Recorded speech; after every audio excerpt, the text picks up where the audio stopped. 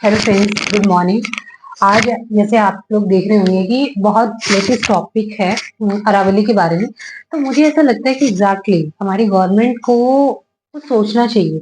वैसे तो एक तरफ अगर हम देखें कि हमेशा हमारी गवर्नमेंट बोलती है कि पेड़ लगाओ पेड़ बचाओ, लेकिन एग्जैक्टली आजकल वो क्या कर रही है? जो नेचुरल थिंग्स है आप उसको डिस्ट्रॉय कर रहे हो। ये आपको कोई भी राइट नहीं देता, चाहे आप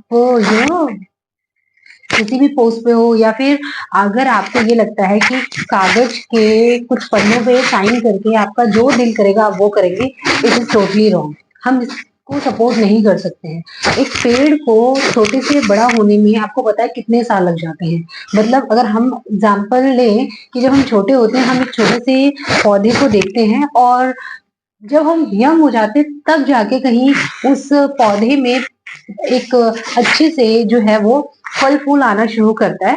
तो लाइक एक पेड़ को 10-12 साल लग जाते हैं इतना ग्रो करने में, और आप उसको सडनली कट कर देते हो और आप कहते हो कि हमें मॉल चाहिए, कंस्ट्रक्शन वर्क चाहिए, फ्लैट्स चाहिए या एक्स वाई जेड जो भी चीज चाहिए। आप कितना डिस्ट्रॉय करोगे? आपको पता है कि जो नेचुरल थिंग है वो नेचुरल है। आप इस डिस्ट्रॉय करने के चक्कर में कितनी सारी आपदाएं आ रही हैं। कभी आप देख रहे हो उत्तराखंड में सडनली बाढ़ आ जाता है, कभी भूकंप आ जाता है।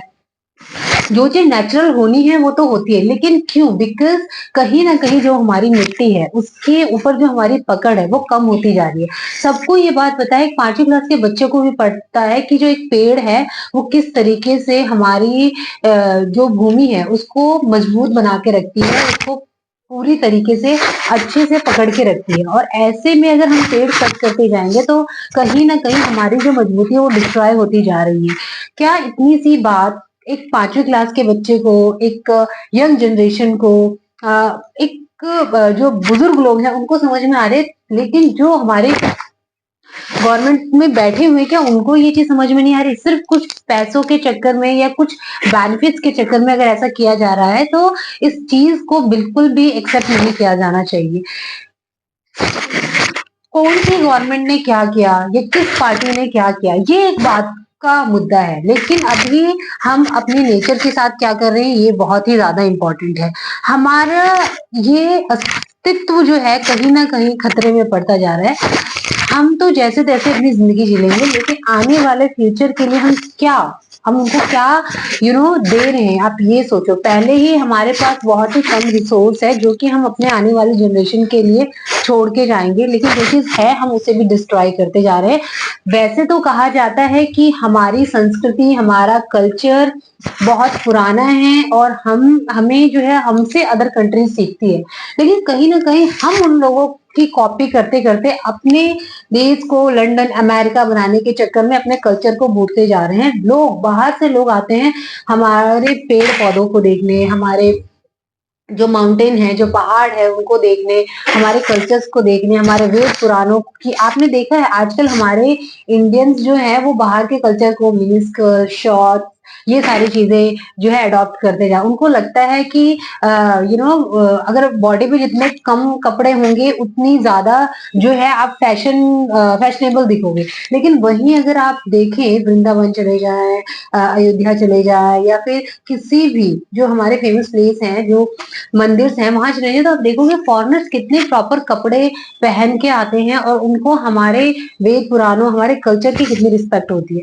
तो हम क्यों उसको डिस्ट्रॉय करते जा रहे हैं? सेम चीज हम नेचर को डिस्ट्रॉय कर रहे हैं। अरावली की जो पर्वतें हैं जो वो इतनी पुरानी है, उनकी उनकी हिस्ट्री आप पढ़े आपको तब पता चलेगा।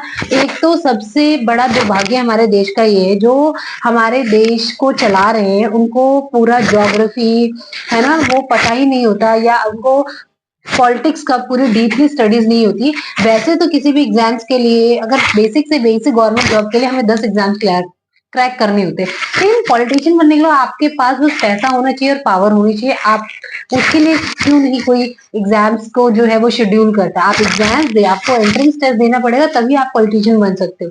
कोई भी मुंह उठा के बन जाता है और बस उनको ना ये पता कि कंट्रीज को, जैसे कंट्री किसी के बाप की बपोती है, अपने अकॉर्डिंग किसी को बेनिफिट्स करने के लिए वो जो मर्जी कर दे, which is totally wrong, right? So आप इस चीज को सोचें और हम इस चीज को बिल्कुल एक्सेप्ट नहीं करेंगे, क्योंकि अरावली जो पर्वत है वो आज या कल में नहीं बनी, कितने सालों से उस पर्वत ने कितनी सारी जनरेशन को देखा होगा, तब जाके वो सबको पता है कि अगर बेसिक 10th में आपने बायोग्राफी भी पढ़ी है, सॉरी आपने ज्योग्राफी पढ़ी होगी, तो आपको पता होगी जितने भी पर्वत हैं वो layers by layers, layers by layers जब वो जमते जाते हैं उसके बाद ही उनकी एक हाइट जो है वो डेवलप होती है। तो इट्स नॉट इजी कि आज हो गया, कल डिस्ट्रॉय कर दो, परसों बन गया। ये एक प्रोसेस होता है जो कि एक बहुत ज्यादा टाइम लेता है, राइट। तो ऐसा नहीं है कि और सेम चीज पेड़ों के लिए, वैसे तो एक पेड़ को काटा जाए, आप वैसे हम बोलते हैं कि पेड़ जो है वो लिविंग थिंग्स है ना, उनको कट करो तो उसमें से जो है मिल्क निकल रहा है, दूध निकल रहा है, वो लिविंग थिंग्स है जो बच्चों को पढ़ाया जाता है। तो अगर आप किसी लिविंग थिंग्स को डिस्ट्रॉय कर रहे हो, तो आपको क्या लगता है कि आपको पनिशमेंट नहीं मिलनी चाहिए? आपको भी पनिशमेंट मिलनी चाहिए। ये एक सच में बहुत ही इम्पोर्टेंट मुद्दा है जिसे हम अनदेखा नहीं कर सकते। और ना केवल राजस्थान के लोगों को, मुझे लगता है हर एक एजुकेटेड पर्सन को इस चीज के लिए आवाज उठानी चाहिए और स्टैंड लेना चाहिए। Thank you so much.